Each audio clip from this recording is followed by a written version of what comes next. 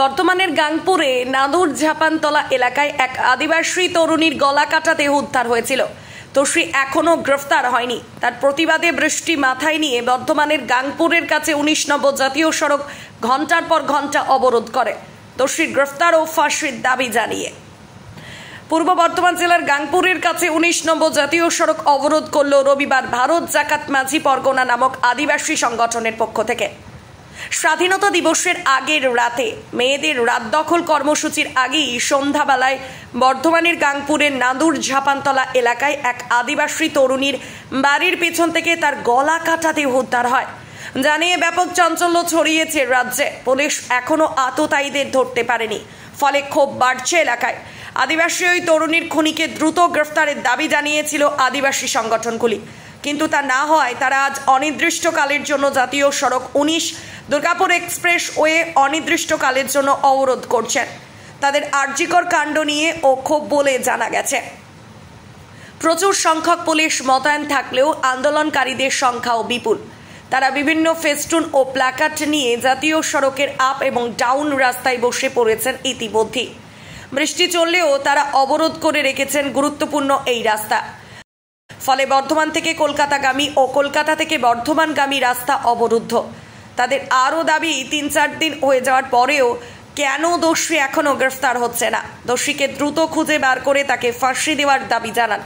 আর এই আন্দোলনের মাঝে আদিবাসী সম্প্রদায় মানুষদের সাথে আন্দোলনের সামিল হলেন রাজ্যের এসটি মোর্চার সভাপতি তথা হাবিবপুরের বিজেপির বিধায়ক জুয়েল মুর্মু। না, এটা আমাদের আদিবাসী সমাজ, আদিবাসী পরিবার ধ্বংস হয়েছে।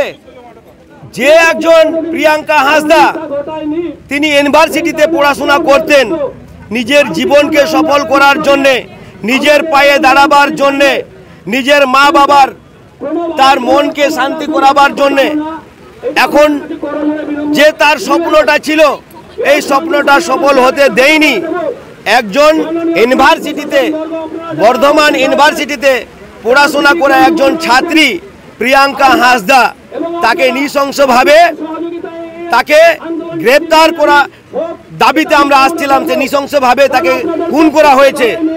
এখন খুন করা হয়েছে, এখানকার পুলিশ প্রশাসনকে বলতে চাই যে পোস্টমর্টম রিপোর্ট যেভাবে আপনার কাছে এসেছে, আজকে 14 তারিখ হওয়ার পর কেন আজকে গ্রেপ্তার হলো না? আজকে 18 তারিখ শুরু হলো, কিন্তু কবে নাগাদ গ্রেপ্তার হবে আমাদের কাছে কারো কাছে কোনো দিশা নেই।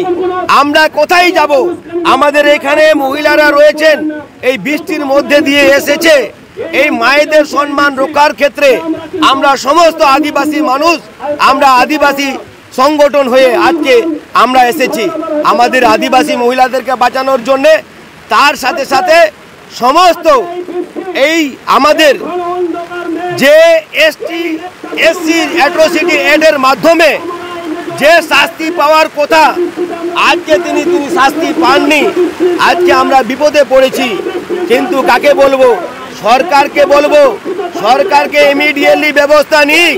যতই বৃষ্টি হোক, যতই ঝড় হোক, আমরা এখান থেকে যাব না যতক্ষণ পর্যন্ত উপযুক্ত শাস্তি পাবে না, ততক্ষণ পর্যন্ত এইখান থেকে আমরা উঠে যাব না।